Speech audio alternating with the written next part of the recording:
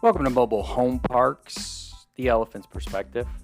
We're going to be talking about work today. Gustave Flaubert, a renowned French novelist, once said, "Work."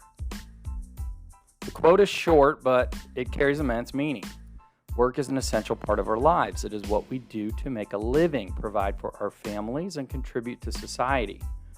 Work is also an essential aspect of personal growth as it helps us develop skills, learn new things, and achieve our goals.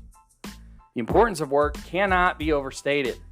It is through work that we create value and contribute to society. Whether it is through paid employment or volunteering, work allows us to make a difference in the world.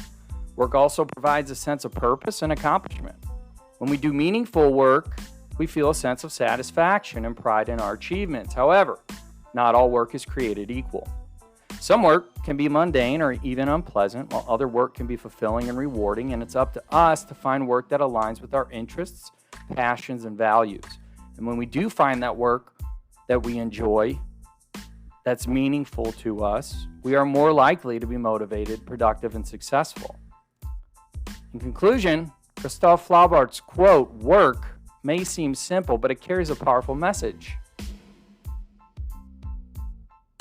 The phrase, "the elephant in the room," it's just an idiom that's often used to describe a situation where an obvious problem or issue is being ignored or avoided.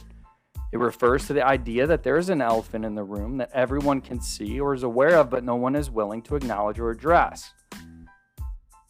Except for me.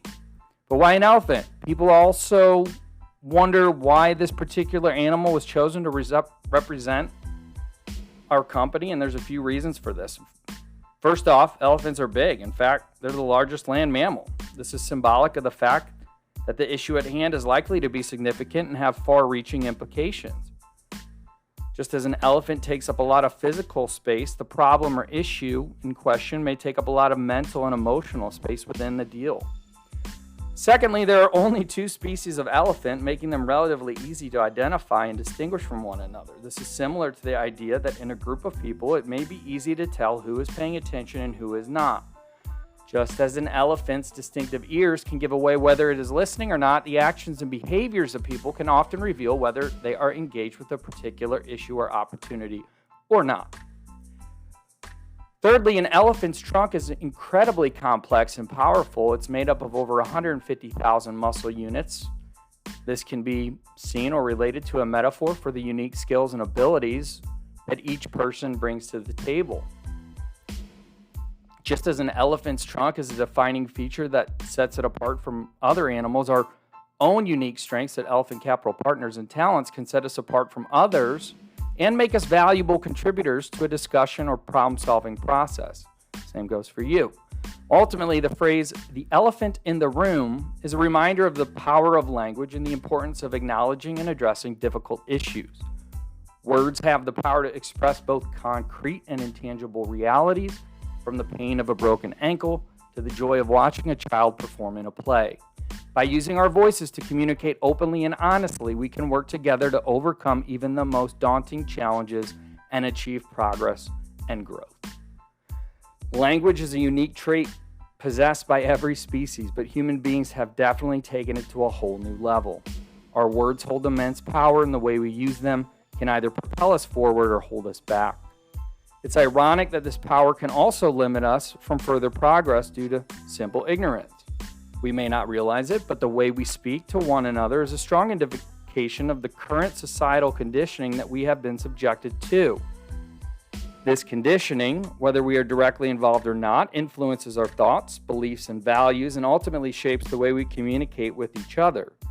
By recognizing the power of our words and being aware of how our societal conditioning affects our communication, we can work towards more meaningful and productive conversations that drive us towards progress rather than hinder it. The words we use have a significant impact on how we perceive and understand the world around us. When we talk about societal conditioning, history shows us that it has taught us to favor givers and avoid takers, as well as the common phrase, "give until it hurts." However, when we replace the words give and take with contribute and receive, it does change the dynamic and removes a lot of the negative connotations. Simple shift in language can make such a difference in how we feel about ourselves and others. This highlights the power of language in shaping our beliefs and attitudes. And by being aware of our words and choosing them intentionally, we can promote positivity and inclusivity in our interactions with others. The society we live in seems to have conditioned us to think in a way that limits our ability to attract what we are capable of attracting. We are limited in our ability to perceive the bigger picture, which hinders the progress of our species. The word give and take only perpetuate this limiting mindset. Taking feels greedy, needy, and selfish, while giving often feels like an obligation.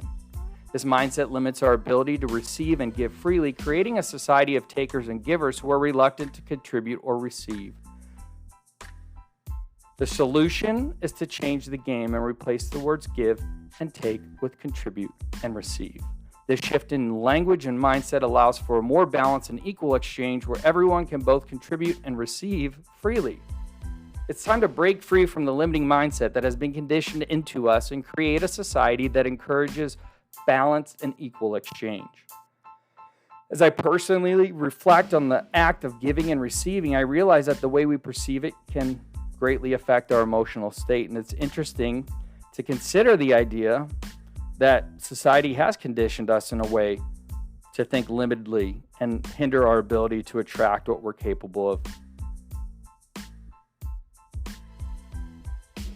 achieving. I can see how giving with an unconscious expectation of receiving something in return can create a sense of scorekeeping and judgment. It can fuel resentment, hurt, anger, bitterness, disappointment, but contributing for the greater good without expecting anything in return has a different connotation. I believe that finding the perfect balance between giving and receiving is crucial for a fulfilling life. By living in the present moment and examining thoughts and beliefs about giving and taking, we can move towards balance in this area. It might be a challenging process, but I assure you should offer the opportunity for self-love, transformation, and healing. Overall, it's clear that our perception of giving and receiving can definitely have a significant impact on our mental and emotional state. We believe in order to receive, we must first give. I realize becoming aware of these thoughts and beliefs surrounding this concept is essential to achieving a balanced approach to giving and receiving, which in turn is essential to living a fulfilling life. In conclusion, we can learn a valuable lesson from the natural world around us. The sun, the rain, the earth, the flowers all give and receive without any expectation or judgment. And if we can adopt this same mindset and approach in our business towards giving and receiving, we can create a more harmonious and fulfilling existence for ourselves and the future generations we are working to build our empire for. Let us strive towards joyously giving and genuinely receiving, for it is the only way as a species we will survive. The time to start is now. We'll talk to you soon.